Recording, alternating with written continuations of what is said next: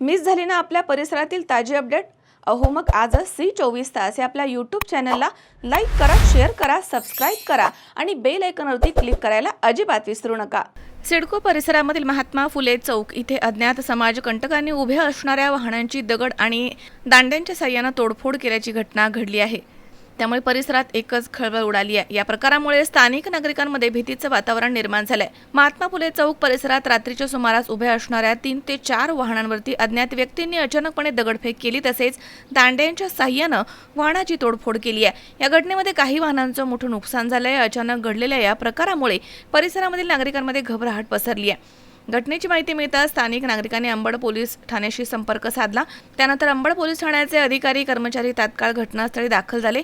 पोलिसांनी परिसराची पाहणी करत परिस्थिती नियंत्रणामध्ये आणली। या दरम्यान ही तोडफोड नेमकी कोणी आणि कोणत्या कारणामुळे केली याबाबत अद्याप स्पष्ट माहिती समोर आली नाहीये।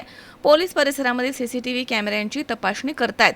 संशयितांचा शोध सुरू आहे। घटनेनंतर परिसरात पोलिसांनी गस्त वाढवावी अशी मागणी स्थानिक नागरिकांकडून करण्यात येते।